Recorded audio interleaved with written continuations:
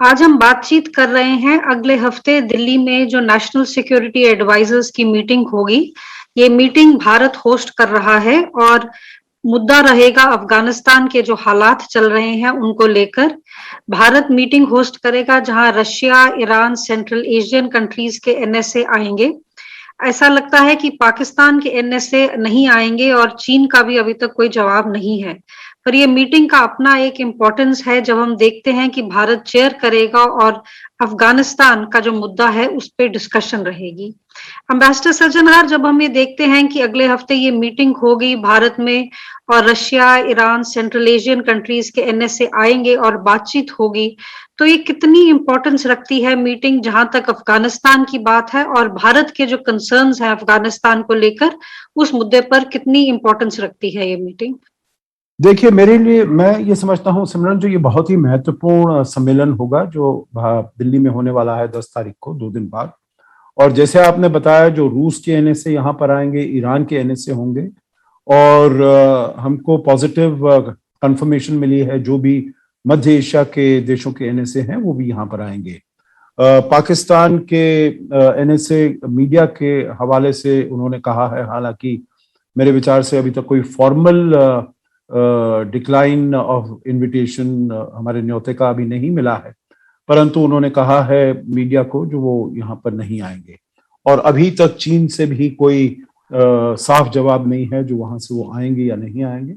मुझे तो ऐसा प्रतीत होता है जो वो चीन भी शायद अपने एनएसए को नहीं भेजेगा, न केवल इसके लिए क्योंकि उनके भारत और चीन के संबंध पिछले 1.5 साल से काफी खराब चल रहे हैं, और उसके बाद वो भारत को इतनी अहमियत, इतना महत्व नहीं देना चाहेगा जो भारत एक ये मीटिंग कर रहा है और उसमें वो शिरकत करें। और उससे इसके अफगानिस्तान के मुद्दे पर हमेशा चीन और पाकिस्तान एक साथ काम करते हैं, तो शायद चीन नहीं आए। अगर वो ज्यादा से ज्यादा वो अपने यहाँ से जो चीन की यहाँ पर राजदूतावास है उसमें किसी जूनियर डिप्लोमेट को वो यहाँ पर नियुक्त कर दें जो वो जाकर मीटिंग में अटेंड कर लें। मेरे विचार से एम्बेसडर को भी वो नहीं डिप्यूट करेंगे, परंतु ये बहुत महत्वपूर्ण होगी भारत के नजरिए से। अगर हम देखें तो बहुत महत्वपूर्ण होगी, क्योंकि जैसे हमारे विदेश मंत्री ने जब वो बातचीत कर रहे थे अपने पार्लियामेंटेरियन से 26 अगस्त को, तो उन्होंने कहा था जो अभी कुछ वहां पर ज्यादा ठीक नहीं दिखाई दे रहा है, जो कहा कैसे हालात चल रहे हैं, तो हमको वेट एंड वॉच पॉलिसी वहां पर फॉलो करनी होगी। एक अपने जो नागरिक हैं उनको हमको बाहर निकालना होगा अफगानिस्तान से, और दूसरा हमको वेट एंड वॉच, देखते हैं हालात कैसे आगे बढ़ते हैं। तो अब करीब 3 महीने के आसपास होने वाले हैं जब तालिबान ने वहां पर पूरी तरीके से अपनी सत्ता कायम कर ली थी। 15 अगस्त को उन्होंने वहां पर अपना पूरा डोमिनेंस कंट्रोल कर लिया था, परंतु अभी तक किसी एक भी देश ने, 3 महीने हो गए हैं, एक भी देश ने उनको मान्यता नहीं दी है। और वहां पर जो बहुत मानवीय क्षति पहुंच रही है, ह्यूमैनिटेरियन क्राइसिस है, विषमता है, और वहां पर खाने के लिए चीजें नहीं है, दवाइयां नहीं है वहां पर। तो जो ऑर्डिनरी लोग हैं, आम जनता है, उनके लिए बहुत ही हालात मुश्किल के हैं। तो ये जो मुलाकात होगी ये जरूर इन सभी मुद्दों पर बात करेगी, जो कैसे वहां पर शांति स्थिरता लाई जाए अफगानिस्तान में, फिर वहां पर मानवीय सहायता के को कैसे आगे बढ़ाया जा सकता है। कुछ देशों ने द्विपक्षीय तरीके से वहां पर मानवीय सहायता देनी शुरू कर दी है, चीन ने दिया है, पाकिस्तान कुछ सामान भेजता रहा है, रूस, ईरान, परंतु भारत ने भी कहा है, जो भारत की ने मॉस्को फॉर्मेट में हमारे डेलीगेशन गई थी, तो हमने ये कहा था जो हम वहां पर मानवीय सहायता देने के लिए बिल्कुल हम तत्पर हैं, और क्योंकि हमारा बहुत ही पुराना और बहुत ही गहरा संबंध है अफगानिस्तान के लोगों के साथ, तो इसीलिए उसके हम उनके लिए जरूर भेजना चाहेंगे। परंतु हमको ये भी चिंता है जो सबका फायदा तालिबान अपने आप नहीं ले, तो इसीलिए कुछ ऐसे तरीके हमको, ऐसे उपाय खोजने पड़ेंगे जिससे कि सहायता जो हम देते हैं वो सीधा अफगानिस्तान के लोगों को पहुंचे। उसके अलावा ड्रग ट्रैफिकिंग, उसके अलावा रेफ्यूजीज, ये सब बहुत अहम मुद्दे हैं, और जो कि मेरे विचार से जो परसों यहाँ पर मुलाकात होने वाली है उसमें बहुत अच्छी उसके ऊपर बातचीत होगी और जरूर कोई नए कदम निर्णय किए जाएंगे, निश्चित किए जाएंगे, जो कैसे अफगानिस्तान में शांति स्थापित हो और अफगानिस्तान की धरती का प्रयोग नहीं हो दूसरे देशों पर आतंकवाद के हमले करने के लिए। सिमरन। मास्टर सज्जनहार, जैसा आपने कहा कि ये चिंता का एक विषय है कि अफगानिस्तान को यूज नहीं किया जाए बाकी देशों पर टेररिस्ट अटैक्स करने के लिए। यहाँ हम देखते हैं कि एक पाकिस्तान का एक जो रोल है उसको हम चाहें भी तो इग्नोर नहीं कर सकते हैं। पाकिस्तान का जो एक नजदीकी का रिश्ता बना हुआ है तालिबान रजीम के साथ, पाकिस्तान के जो टेररिस्ट पॉलिसीज रही हैं हम देखते हैं और आज भी हैं, और हम ये भी देख रहे हैं कि पाकिस्तान शायद एक बहुत चालाकी से जो भारत में मीटिंग है अगले हफ्ते उसमें भी आना नहीं चाहता है।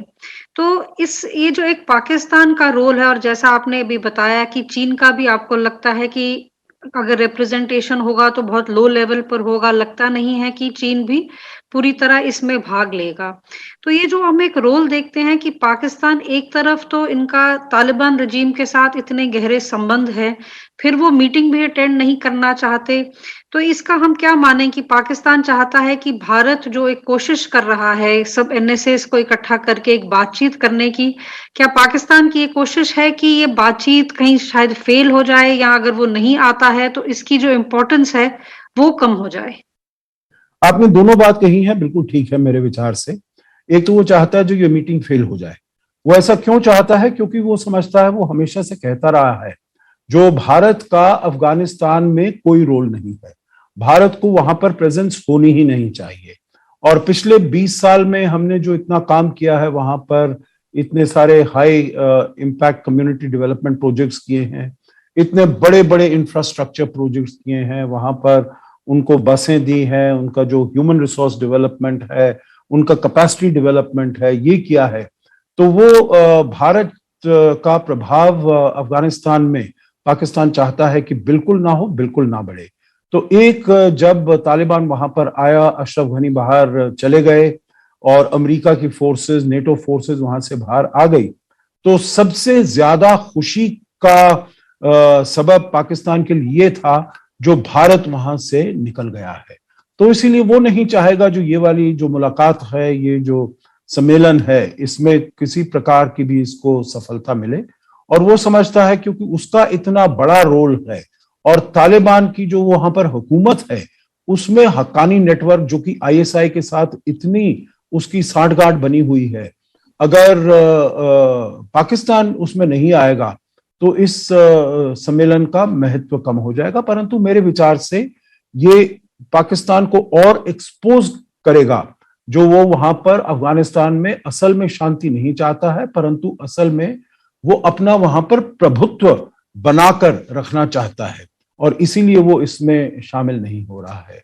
परंतु मेरे विचार से इतने और जो देश आ रहे हैं, ये सभी बहुत ही कमिटेड देश हैं, इन सबकी बहुत महत्वपूर्ण कंसर्न्स हैं और सेंसिटिविटीज हैं, जो वहां से आतंकवाद नहीं बढ़ना चाहिए। क्योंकि हम देख रहे हैं अफगानिस्तान में तालिबान के अंदर भी बहुत सारे गुट बने हुए हैं और तालिबान के बाहर बहुत सारे आतंकी गुट वहां पर काम कर रहे हैं, जिन्होंने तालिबान के साथ काम किया है, उनकी सहायता दी है अमेरिका, नेटो और अफगान फोर्सेस से लड़ाई करने में।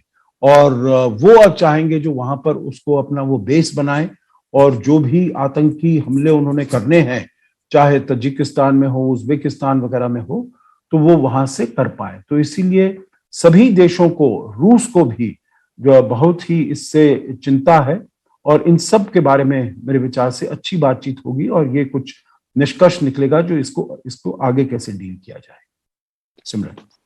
एम्बेसडर सज्जनहार, अगर हम बहुत ब्रीफली बात करें, जैसा कि आपने रूस की बात की और हम देखते हैं कि रूस के एनएसए भी आ रहे हैं मीटिंग करने, और रूस का जो एक रोल सामने आया है अफगानिस्तान में वो बहुत इम्पोर्टेंट है, इसलिए भी क्योंकि जो सेंट्रल एशियन कंट्रीज हैं इनका रूस के साथ एक अपना रिश्ता है और इनकी जो सिक्योरिटी कंसर्न्स हैं और रूस के जो सिक्योरिटी कंसर्न्स हैं वो आपस में एक मैच खाते हैं। तो ये जो एक रूस का जो रोल है और रशिया और भारत की जो कोलैबोरेशन है, ये कितना इम्पोर्टेंट है कि एक मिलजुल कर एक अफगानिस्तान पर व्यू पॉइंट जो बनता है? ये बहुत ही महत्वपूर्ण है। आपने बिल्कुल ठीक कहा है। जो ये जो 3 देश हैं मध्य एशिया के, तजिकिस्तान जिसकी बाउंड्री मिलती है करीब 1300-1400 किलोमीटर है अफगानिस्तान के साथ, दूसरा उज्बेकिस्तान जिसकी बाउंड्री है करीब 137 किलोमीटर, और तुर्कमेनिस्तान जिसकी बाउंड्री है करीब 800-900 किलोमीटर अफगानिस्तान के साथ मिलती है। तो इनको रूस बिल्कुल अपना सॉफ्ट अंडरबेली समझता है और ये सोचता है जो यहाँ पर इन देशों में बहुत सारे ऐसे गुट हैं, इनके स्लीपर सेल्स हों, जो कि जैसे तालिबान की वहां पर जीत हुई है तो उससे उनको भी और शक्ति मिलेगी और ऊर्जा मिली होगी और वो अपने देशों में ऐसे प्रॉब्लम्स गवर्नमेंट्स के लिए क्रिएट करने में वो और सक्रिय हो जाएंगे। उसके अलावा अब हम देख रहे हैं जो इस्लामिक स्टेट खुरासान प्रोविंस, वो बहुत तेजी से वहां पर अफगानिस्तान में सक्रिय हो गया है और इस्लामिक स्टेट और अल कायदा से तो खतरा है, रूस को बहुत बड़ा खतरा है, क्योंकि रूस ने, आपको याद होगा, सीरिया से इस्लामिक स्टेट को वहां से हराया था और उसके बाद इन्होंने आकर 2015 के आसपास यहाँ पर आकर अफगानिस्तान में के पूर्व में नंगरहार प्रोविंस में उन्होंने अपना बेस कर लिया था और अब उनमें बड़ी शक्ति आ गई है। अब तो ऐसा सुना जा रहा है जो अफगानिस्तान के नेशनल सिक्योरिटी डिफेंस फोर्सेस थे, जिन्होंने तालिबान के साथ लड़ाई नहीं की क्योंकि बहुत ऐसा माहौल बन गया था, परंतु वो अब निकलकर उन्होंने इस्लामिक स्टेट के साथ वो मिल गए हैं और जो इतने सारे अटैक हो रहे हैं, अभी पिछले इसी सप्ताह हमने देखा है जो वहां पर मिलिट्री हॉस्पिटल काबुल में हुआ, उससे पहले कुंडुज में एक शिया मॉस्क पर हुआ, जलालाबाद में हुआ, सब जगह वहां पर जो हमले हो रहे हैं, आतंकी हमले हो रहे हैं, वो सब इस्लामिक स्टेट ही करवा रहा है। तो और उसकी शक्ति बढ़ती जा रही है। वो कहते हैं करीब उसके 2000 वहां पर टेररिस्ट हैं, आतंकी हैं और इन सब से भी रूस को, ईरान को, सभी इन देशों को बहुत खतरा है। इसीलिए वो चाहेंगे जो हर प्रकार से जो भी बातचीत होती है उससे वो मिलकर इससे जूझने का एक प्लान बनाएं, एक सभी साथ मिलकर आए, सभी साथ मिलकर काम करें, तभी अफगानिस्तान में ऐसे शांति स्थापित हो पाएगी। सिमरन, और आने वाले हफ्ते में हम ये मीटिंग देखेंगे भारत में, दिल्ली में हमारे एनएसए होस्ट करेंगे सेंट्रल एशियन, रशिया, ईरान के एनएसएस को लेकर और अफगानिस्तान पर बातचीत होगी। इस मीटिंग को हम फॉलो अप करेंगे और अपने डिस्कशंस जारी रखेंगे। आज के लिए इतना ही। धन्यवाद। धन्यवाद।